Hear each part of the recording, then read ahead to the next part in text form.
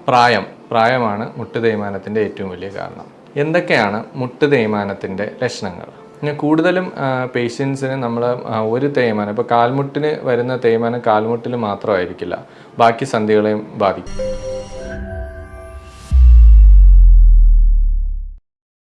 നമസ്കാരം, എൻ്റെ പേര് ഡോക്ടർ പ്രശാന്ത് JS. ഞാൻ കോഴിക്കോട് ഫാത്തിമ ഹോസ്പിറ്റലിലെ consultant trauma replacement and arthroscopy സർജനാണ്. ഞാൻ ഇന്നിവിടെ സംസാരിക്കാൻ പോകുന്ന വിഷയം മുട്ടുവേദനയും അതിൻ്റെ പരിഹാര മാർഗങ്ങളും. മുട്ടുവേദന നമ്മുടെ ശരീരത്തിലെ ഒരു വലിയ സന്ധിയാണ്. തുടയെല്ലും താഴത്തെ കാലിലെ എല്ലും ചേർന്നുണ്ടാവുന്ന ഒരു സന്ധി.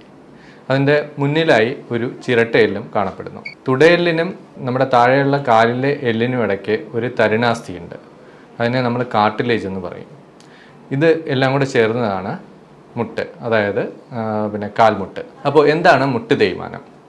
മുട്ട് തേയ്മാനം എന്ന് വെച്ചാൽ നമ്മുടെ ഈ തുടയെല്ലിലും കാലിന് ഇടയിലുള്ള തരുണാസ്ഥി തേഞ്ഞു പോകുന്നതിനാണ് സാധാരണ നമ്മൾ മുട്ട് തേയ്മാനം എന്ന് പറയുന്നത്. ഇതിൻ്റെ പ്രധാന കാരണങ്ങൾ ഏറ്റവും കൂടുതലായി കാണുന്നത്, നമ്മളൊരു 10 പേരിൽ 3 പേർക്ക് സാധാരണ 50 വയസ്സ് കഴിഞ്ഞാൽ മുട്ട് തേയ്മാനം കാണാറുണ്ട്. അപ്പോൾ പ്രായമാണ് മുട്ട് തേയ്മാനത്തിൻ്റെ ഏറ്റവും വലിയ കാരണം. 2, ചെറുപ്പകാലത്തൊക്കെ ഉണ്ടാകുന്ന പരിക്കുകൾ, അതിൽ നമ്മുടെ കാർട്ടിലേജ് അല്ലെങ്കിൽ തരുണാസ്ഥിയിലോ മുട്ടിനകത്തുള്ള ലിഗമെൻറ്റുകൾക്കോ മുട്ടിലെ വാഷറായ മെനിസ്കസിനോ ഉണ്ടാകുന്ന പരിക്കുകൾ അവസാനം മുട്ട് തേയ്മാനത്തിന് കാരണമാകാം. പിന്നെ ഒന്ന് ഇൻഫെക്ഷൻ. നമുക്ക് മുട്ടിൽ എന്തെങ്കിലും അണുബാധ ഉണ്ടായിക്കഴിഞ്ഞാൽ അത് കാലക്രമേണ അണുബാധ പോയാലും നമ്മുടെ തരുണാസ്ഥി ദ്രവിച്ചു പോവുകയും അത് തേയ്മാനത്തിലോട്ട് മാറുകയും ചെയ്യുന്നു. പിന്നെ ഉള്ളത് വാതരോഗങ്ങൾ നമ്മൾ സാധാരണ ആമവാദം, സന്ധിവാദം, പിന്നെ യൂറിക് ആസിഡ് അങ്ങനെയുള്ള, അല്ലെങ്കിൽ ചിലപ്പോൾ ഉണ്ടാകുന്ന പനി, ചിക്കൻ ഗുനിയ അങ്ങനെ പോലുള്ള വാദങ്ങൾ അവസാനം മുട്ട് തേയ്മാനത്തിലേക്ക് മാറും. ഇങ്ങനെ 3-4 കാരണങ്ങളാണ് മുട്ട് തേയ്മാനം ഉണ്ടാക്കുന്നത്. ഇനി എന്തൊക്കെയാണ് മുട്ട് തേയ്മാനത്തിൻ്റെ ലക്ഷണങ്ങൾ? സാധാരണ എൻ്റെ OPയിൽ വരുന്ന രോഗികൾ ഞാൻ 3ആയിട്ട് തിരിക്കാറുണ്ട്. ഒന്ന്, ആദ്യം, അതായത് തുടക്കത്തിലുള്ള തേയ്മാനങ്ങൾ. സാധാരണ ഒരു 40 വയസ്സ് 50 വയസ്സിനിടയിലാണ് തുടക്കത്തിലെ തേയ്മാനം കാണുന്നത്.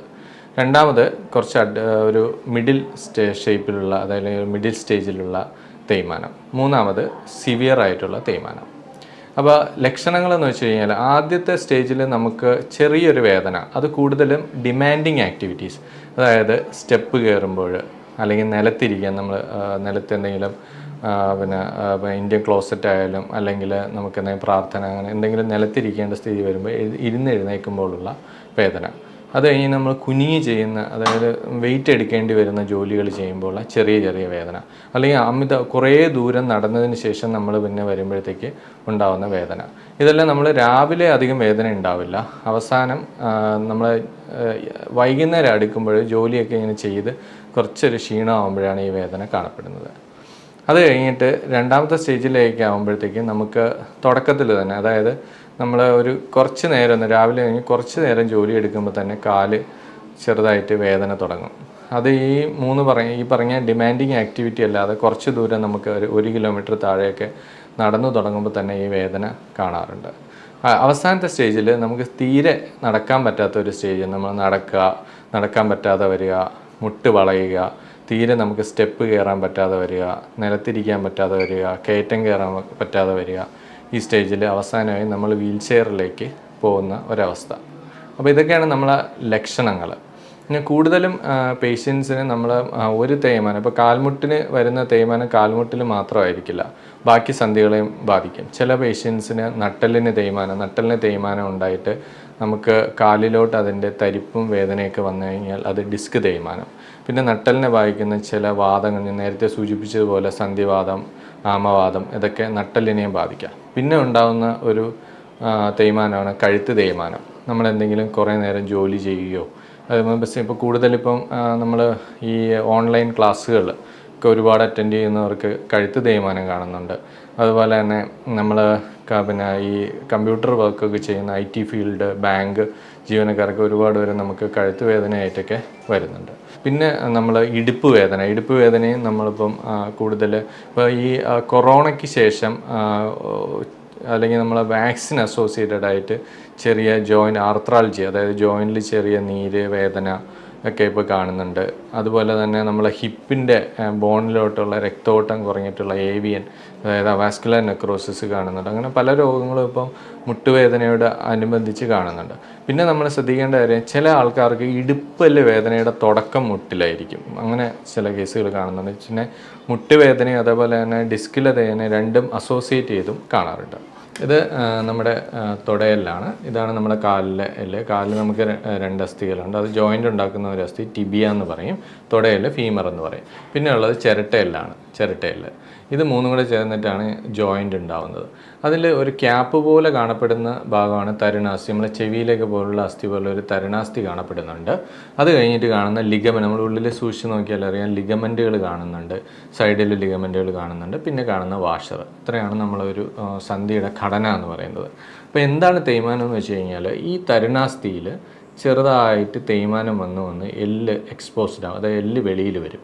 എല്ല് വെളിയിൽ വന്നു കഴിഞ്ഞാൽ പതുക്കെ എന്ത് ചെയ്യുമെന്ന് വെച്ച് കഴിഞ്ഞാൽ ചെറിയ വേദന, നമ്മളിങ്ങനെ നടക്കുമ്പോഴും ഓടുമ്പോഴും ഒക്കെ, അല്ലെങ്കിൽ നമ്മൾ കൂടുതൽ ഡിമാൻഡിങ് ഞാൻ പറഞ്ഞ ആക്ടിവിറ്റീസിൽ ഇവിടെ ഉരങ്ങി വേദന വരും. പിന്നെ വേറൊരു ഇതിൻ്റെ കൂടെ അസോസിയേറ്റ് ചെയ്ത കാര്യം, കാലിന് ഉള്ളിലുണ്ടാകുന്ന ഉളുക്കുകൾ. ചില ആൾക്കാർ നമ്മൾ സ്റ്റക്കായി നിന്ന് പോയി അല്ലെങ്കിൽ ഉളുക്കി നിന്ന് പോയി എന്നൊക്കെ പറയും. അതെന്താ കാരണം എന്ന് വെച്ച് കഴിഞ്ഞാൽ അതിലൊരു വാഷറുണ്ട്, മെനിസ്കസ്. അത് പൊട്ടുമ്പോൾ പെട്ടെന്ന് ചില പൊസിഷനിൽ വരുമ്പോഴത്തേക്ക് കാല് സ്റ്റക്കായി പോകാം. അത് സെക്കൻഡ് സ്റ്റേജിലാണ് അത് അങ്ങനെ വരുന്നത്. പിന്നെയുള്ള തേർഡ് സ്റ്റേജിലാകുമ്പോഴത്തേക്ക് ഈ തരുണാസ്ഥി പൂർണ്ണമായും തേഞ്ഞു പോവുകയും അത് ഒരു വശത്തേക്ക് ചരിഞ്ഞ് കാല് വളയുന്ന ഒരവസ്ഥയിലേക്ക് മാറുകയും ചെയ്യുന്നുണ്ട്. അപ്പോൾ ഇതൊക്കെയാണ് നമുക്ക് മുട്ടിൻ്റെ ഘടന, അല്ലെങ്കിൽ എന്തൊക്കെ ലക്ഷണങ്ങളാണ് മുട്ടുവേദനയെ സംബന്ധിച്ച് വരുന്നത് എന്നൊക്കെ. ഇനി എങ്ങനെയാണ് നമ്മൾ ഒരു രോഗി നമ്മുടെ ഒ പിയിലേക്ക് മുട്ടുവേദനയായിട്ട് വന്നു കഴിഞ്ഞാൽ എങ്ങനെയാണ് നമ്മളവരെ ചികിത്സിക്കുന്നത്, എന്തൊക്കെയാണ് നമ്മൾ അവരെ പരിശോധിച്ച് നോക്കുന്നത്, എന്തൊക്കെ എക്സ്റേ എടുക്കേണ്ടതുണ്ട്, എന്തൊക്കെ ബ്ലഡ് എന്തിനാണ് പരിശോധിക്കേണ്ടത് എന്നൊക്കെ നമുക്ക് നോക്കാം. അപ്പോൾ ഒരു പേഷ്യൻറ്റ് നമ്മൾ മുട്ടുവേദനയായിട്ട് വന്നു കഴിഞ്ഞാൽ ആദ്യം നമ്മൾ അവരുടെ ഹിസ്റ്ററി, നേരത്തെ ഞാൻ പറയും എന്തൊക്കെയാണ് മുട്ടുവേദനയിലേക്ക് നയിക്കുക. എല്ലാ മുട്ടുവേദനയും തേയ്മാനമാണെന്നല്ല, ചിലപ്പോൾ ചെറിയ നമ്മൾ ചെറിയ ക്യാൻസറുകൾ, നമ്മൾ എല്ലിനെ ബാധിക്കുന്ന ക്യാൻസറുകളും അല്ലെങ്കിൽ നമ്മുടെ സൈനോവിയത്തെ ബാധിക്കുന്ന സൈനോവിയൽ കോൺട്രോമാറ്റോസിസ് എന്ന് പറയുന്ന ചെറിയ പ്രശ്നങ്ങളൊക്കെ മുട്ടുവേദനയോടനുബന്ധിച്ച് വരാറുണ്ട്. അപ്പോൾ വരുന്ന പേഷ്യൻസിനെ നമ്മൾ ആദ്യം അവരുടെ കാരണങ്ങൾ ആരാഞ്ഞിട്ട്, എങ്ങനെയാണ് നിങ്ങൾ വീഴ്ചയുണ്ടോ അല്ലെങ്കിൽ നിങ്ങൾക്ക് വേറെ ഏതെങ്കിലും ജോയിൻ്റ് വാദത്തിൻ്റെ ലക്ഷണങ്ങളുണ്ടോ, എന്തൊക്കെ ചെയ്യുമ്പോഴാണ് വേദന എന്ന് നോക്കിയിട്ട് നമ്മൾ അവരെ ഒരു എക്സ്റേക്ക് വിധേയരാക്കാറുണ്ട്. എക്സ്റേ നോക്കുമ്പോൾ അതിൻ്റെ ഈ കാർട്ടിലേജിൻ്റെ തേയ്മാനം അനുസരിച്ച് അവരെ മൈൽഡ്, മോഡറേറ്റ്, സിവിയർ 3 ഗണത്തിൽ തിരിക്കാറുണ്ട്. പിന്നെ നമ്മൾ നോക്കുകയെന്ന് വെച്ച് കഴിഞ്ഞാൽ ഈ പറയുന്ന കണക്ക് ഈ വാദസംബന്ധമായ യൂറിക് ആസിഡ് അല്ലെങ്കിൽ ആമവാദത്തിൻ്റെ ടെസ്റ്റുകൾ, അല്ലെങ്കിൽ നമ്മൾ ചില തൈറോയിഡ്, അങ്ങനെയുള്ള കുറച്ച് ടെസ്റ്റുകളുണ്ട്, അതിന് വിധേയമാക്കും. എന്നിട്ട് അതിൻ്റെ മൂലകാരണം നമ്മൾ മനസ്സിലാക്കിയതിന് ശേഷം പേഷ്യൻറ്റിനെ അടുത്ത ട്രീറ്റ്മെൻറ്റിലേക്ക് പോകാറുണ്ട്. ചില പേഷ്യൻസിന് ഈ വാഷർ, അതായത് ഉള്ളിലുള്ള വാഷർ ഇവിടെ ഉളുക്കുന്ന സന്ദർഭങ്ങളിൽ ചിലപ്പോൾ നമ്മൾ MRIയും ചെയ്യേണ്ടി വരാറുണ്ട്. അല്ലെങ്കിൽ നമുക്ക് ചില കേസുകളിൽ നമുക്ക് എക്സ്റേയിൽ എല്ലാ ഫൈൻഡിങ്ങും കിട്ടില്ല. അപ്പോൾ ലിഗമെൻറ്റിനോ അല്ലെങ്കിൽ നമുക്ക് കാർട്ടിലേജ് അല്ല എന്തെങ്കിലും ഇഞ്ചുറി ഉണ്ടോ എന്നൊക്കെ നോക്കാൻ വേണ്ടിയിട്ട് MRIയും ചെയ്യേണ്ടി വരാറുണ്ട്. അപ്പം ആദ്യ തുടക്കത്തിലുള്ള തേയ്മാനം എപ്പോഴും നമുക്ക് സർജറിയോ അങ്ങനെ അതിൻ്റെ ഒന്നും ആവശ്യമില്ല. നമ്മൾ അവരെ ചികിത്സിക്കുക. ഒന്ന്, ജീവിതശൈലി മാറ്റുക. അതായത് പ്രായമാകുമ്പോഴാണ് കൂടുതൽ ഒരു 80% ആൾക്കാരും പ്രായമാകുമ്പോഴാണ് തേയ്മാനം വരുന്നത്. ജീവിതശൈലി എന്ന് പറഞ്ഞാൽ ഹൈ ഡിമാൻഡിങ് ആക്ടിവിറ്റീസ് ഒഴിവാക്കുക. അതായത് നിലത്തിരിക്കുന്നത് ഒഴിവാക്കുക, സ്റ്റെപ്പ് കയറുന്നത് എത്രയും നമുക്ക് കുറയ്ക്കാൻ പറ്റുമോ അത്രയും കുറയ്ക്കുക. അതേപോലെ തന്നെ കുനിങ്ങി ചെയ്യുന്ന ജോലിയൊക്കെ ചെയ്യുമ്പോൾ നമ്മുടെ വെയ്റ്റിൻ്റെ 5 ഇരട്ടി വെയ്റ്റ് മുട്ടിനും 6 ഇരട്ടി വെയ്റ്റിന് ഊരിക്കും വരും. അപ്പം അങ്ങനെയുള്ള കാര്യങ്ങൾ നമുക്ക് എത്രയും കുറച്ച് വയ്ക്കാൻ പറ്റുമോ അത്രയും കുറച്ച് വയ്ക്കുക. 2, ശരീരഭാരം കുറയ്ക്കുക. നമ്മളെന്തെങ്കിലും ചെറിയ എക്സസൈസുകളും പിന്നെ നമ്മുടെ ഡയറ്റ്, നമ്മൾ ഒരുപാട് ഓയിലി ആയിട്ടുള്ളതും അന്നജം അടങ്ങിയതും ഫാറ്റി ഫുഡൊക്കെ ഒഴിവാക്കി, ജങ്ക് ഫുഡൊക്കെ ഒഴിവാക്കി നമ്മളെ വെയിറ്റ് കുറച്ച് വയ്ക്കുക എന്നാണ് രണ്ടാമത്തെ കാര്യം. 3, മരുന്നുകൾ. നമ്മൾ ഈ മുട്ടുവേദന എപ്പോഴും ഇങ്ങനെ മഴ പോലെ വന്നു പോകുന്നത്. ആദ്യത്തെ തുടക്ക സ്റ്റേജിൽ കുറച്ച് നാൾ നമ്മൾ സ്ട്രെയിൻ ചെയ്യുമ്പോൾ വേദന ഉണ്ടാവും, റെസ്റ്റ് എടുക്കുമ്പോൾ കുറയും, പിന്നെയും സ്ട്രെയിൻ ചെയ്യുമ്പോൾ, അങ്ങനെ അതിൻ്റെ ഇൻ്റർവെൽ ഇങ്ങനെ കുറഞ്ഞു വന്നിട്ടാണ് നമ്മളതൊരു നിരന്തരമായ വേദനയായി മാറുന്നത്. അപ്പം ആ സമയത്ത് നമ്മൾ മരുന്നുകൾ ആവശ്യം, നമുക്ക് വേദന സംഹാരികൾ ഡോക്ടർ നിർദ്ദേശിക്കുന്ന പ്രകാരം കഴിക്കുക. ചിലപ്പോൾ യൂറിക് ആസിഡ് അങ്ങനെ വാദത്തിൻ്റെ മരുന്നുകളൊക്കെ കുറച്ച് കഴിക്കേണ്ടി വരും. പിന്നെ ഏറ്റവും പ്രധാനമായിട്ടുള്ള ഒരു കാര്യം എന്ന് പറഞ്ഞാൽ എക്സസൈസ് എന്ന് പറഞ്ഞു കഴിഞ്ഞാൽ നമ്മൾ സാധാരണയായ ഒരു ഇതെന്ന് വെച്ചാൽ നമ്മുടെ വെയിറ്റിൻ്റെ ഏകദേശം 60 മുതൽ 70% വെയിറ്റും എല്ലിൽ കൂടെയാണ് പോകുന്നത്. നമുക്കൊരു ശരീരഭാരത്തിൻ്റെ നമുക്കിപ്പം സന്ധികളിലൂടെ താഴോട്ട് ഭൂമിയിലോട്ട് പോകുമ്പോൾ എല്ലിൽ കൂടെയാണ് പോകുന്നത്. ബാക്കിയുള്ള 30% വെയിറ്റ് ബിയറിങ്ങും മസിലുകളാണ് ചെയ്യുന്നത്. അപ്പോൾ നമ്മൾ എന്താ ചെയ്യുന്നത് വെച്ച് കഴിഞ്ഞാൽ മസിലുകൾ ബലപ്പെടുത്തുമ്പോൾ എല്ലിനിടയിലുള്ള പ്രഷർ കുറച്ചുകൊണ്ട് തേയ്മാനത്തിൻ്റെ വേദന കുറയ്ക്കുക എന്നുള്ളതാണ്. അത് നമുക്ക് 2 രീതിയിൽ ചെയ്യാം. ഫിസിയോതെറാപ്പി എന്ന് പറഞ്ഞാൽ നമ്മൾ അവിടെ പോയിട്ട് ചൂടിൻ്റെയും അങ്ങനെയുള്ള അൾട്രാസൗണ്ട് തെറാപ്പി പോലുള്ള ചികിത്സകളുണ്ട്. അത് കഴിഞ്ഞ് ചുറ്റുമുള്ള കോർട്ടിസെപ്സ്, ഹാംസ്ട്രിങ് പോലുള്ള മസിലുകൾ ബലപ്പെടുത്താൻ വേണ്ടിയിട്ടുള്ള എക്സസൈസുകളും ചെയ്യുക. ഇങ്ങനെ ഒരു ഘട്ടം ചിട്ടയായി ഇത് ചെയ്യുന്നവർക്ക് ചിലപ്പോൾ നമുക്ക് പിന്നെ മരുന്നുകൾ പോലും ഇല്ലാതെ കൊണ്ടുപോകാറുണ്ട്. പിന്നെ നമ്മൾ കഴിക്കുന്ന ഒരു സാധനം എന്ന് വെച്ചാൽ തരുണാസ്ഥി ഉണ്ടായ ഒരാളെ ഗ്ലൂക്കോസമിനോ ഗ്ലൈക്കാൻസ് എന്ന് പറയുന്ന കുറച്ച് മരുന്നുകൾ നമ്മൾ കഴിക്കാറുണ്ട്. പിന്നെ സ്ത്രീകളിലും ഒക്കെ കൂടുതലും കാൽഷ്യം ഡെഫിഷ്യൻസി, കാൽഷ്യം കുറവുള്ള അസ്ഥിബലക്ഷയവും തേയ്മാനത്തിൻ്റെ ആക്കം കൂട്ടുന്ന ഒരു വസ്തുതയാണ്. അപ്പോൾ കാൽഷ്യം ടാബ്ലറ്റുകളും നമ്മൾ ഡോക്ടറുടെ നിർദ്ദേശപ്രകാരം കഴിക്കേണ്ടി വരും. ഇനി നമുക്കിപ്പോൾ തേയ്മാനത്തിന് തീരെ നമുക്ക് നടക്കാൻ പറ്റാത്ത ഒരു അവസ്ഥ വരിക, അല്ലെങ്കിൽ കാൽമുട്ട് അമിതമായിട്ട് വളഞ്ഞു പോവുക, അല്ലെങ്കിൽ നമ്മൾ ഡെയിലി ആക്ടിവിറ്റീസ് നമുക്ക് നമ്മുടെ സ്വന്തം കാര്യങ്ങൾ ചെയ്യാനുള്ള ബുദ്ധിമുട്ട് കൂടി വരിക, അല്ലെങ്കിൽ നമുക്ക് പിന്നെ വേദന റെസ്റ്റ് എടുക്കുമ്പോൾ പോലും വേദന വരിക എന്നുള്ള അവസ്ഥയിൽ നമുക്ക് എന്ത് മരുന്ന് തന്നാലും അല്ലെങ്കിൽ നമ്മൾ എക്സസൈസുകളൊന്നും ചെയ്യാൻ പറ്റാത്ത ഒരവസ്ഥയിലേക്ക് മാറും. ആ സമയത്താണ് നമ്മൾ സർജറിയെക്കുറിച്ച് ആലോചിക്കുക. അപ്പം മുട്ടുമാറ്റിവയ്ക്കൽ ശസ്ത്രക്രിയ എന്ന് പറഞ്ഞാൽ നമുക്കിപ്പോൾ ഒരുപാട് പിന്നെ കിംവദന്തികളും അല്ലെങ്കിൽ ഒരുപാട് പേഷ്യൻസിനെ അയ്യോ മുട്ട് മുഴുവനായിട്ട് അങ്ങ് മുറിച്ച് കളയോ എന്നൊക്കെ ചില പേഷ്യൻസ് വന്ന് നമ്മുടെ അടുത്ത് ചോദിക്കാറുണ്ട്. അങ്ങനെയല്ല, തരുണാസ്ഥി ഈ ഭാഗമാണ് നമുക്ക് തേഞ്ഞു പോയതിന് ശേഷമാണ് ഈ എല്ലുകൾ ഉരസിയിട്ടാണ് വേദന ഉണ്ടാവുക. അപ്പോൾ നമുക്കിവിടെ ഒരു പ്രൊട്ടക്ഷനായിട്ടുള്ള ഒരു കവചം വെച്ച് കൊടുക്കും. അതാണ് മുട്ടുമാറ്റിവയ്ക്കൽ ശസ്ത്രക്രിയ എന്ന് പറയുന്നത്. അപ്പോൾ ഇത് നമ്മൾ തുടയെല്ല്, ഇത് താഴത്തെ എല്ല്. അപ്പോൾ ഇതിന് മേലുള്ള തരുണാസ്ഥിക്ക് പകരം നമ്മളൊരു ഒരു കൊബാൾട്ട് ക്രോമിയം പോലുള്ള മെറ്റൽ ഉപയോഗിക്കുന്നു. ഇവിടെ ഒരു പ്ലാസ്റ്റിക്കിൻ്റെ ഇൻസേർട്ട് ഉണ്ട്, പിന്നെ ഒരു മെറ്റൽ ടിബിയയ്ക്ക്.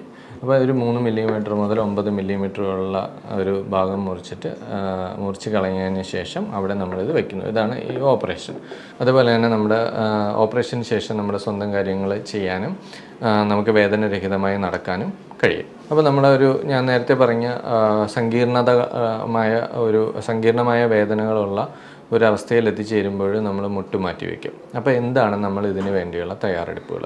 നമ്മളതൊരു വളരെയധികം പ്ലാൻഡ് ആയിട്ടുള്ള ഒരു ഓപ്പറേഷനാണ്, എമർജൻസി ആയിട്ടുള്ള ഒരു ഓപ്പറേഷനല്ല. അപ്പോൾ നമ്മളൊരു പേഷ്യൻ്റ് വന്നു കഴിഞ്ഞാൽ പേഷ്യൻറ്റിന് നമ്മൾ ആദ്യം തന്നെ കാർഡിയോളജി, മെഡിസിൻ, അതേപോലെ തന്നെ നമുക്ക് എവിടെയെങ്കിലും അണുബാധകളുണ്ടോ, അതിപ്പോൾ നമ്മൾ ENT ആയാലും യൂറോളജിയോ അല്ലെങ്കിൽ പിന്നെ ഡെൻ്റലോ എന്തെങ്കിലുമൊക്കെ അണുക്കൾ ബാധ ഉണ്ടെങ്കിൽ അതൊക്കെ ചോദിച്ചിറങ്ങിയിട്ട് അതിൻ്റെ അണുക്കൾ ബാധയെല്ലാം മാറ്റി നമ്മൾ കാർഡിയോളജിസ്റ്റിൻ്റെ ഒരു ഫിറ്റ്നസ് മേടിക്കും, മെഡിസിൻ ഫിറ്റ്നസ് മേടിക്കും, അനസ്തേഷ്യ ഡോക്ടറുടെ ഫിറ്റ്നസ്സൊക്കെ മേടിച്ചിട്ടാണ് പേഷ്യൻറ്റിനെ അഡ്മിറ്റ് ആക്കി കഴിഞ്ഞാൽ നമ്മൾ ഒരു ദിവസം സർജറി ചെയ്യുന്നു.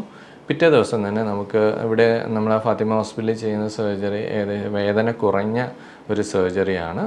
അപ്പോൾ അത് നമുക്ക് പുറകിലൂടെ ട്യൂബിട്ട് കണ്ടിന്യൂസ് മെഡിസിൻ തന്നിട്ട് 2 ദിവസം തീരെ വേദന ഒരു 90-95% സർജറിയുടെ വേദന ഇല്ലാത്ത രീതിയിലുള്ള ഓപ്പറേഷനാണ് ഇവിടെ ചെയ്യുന്നത്.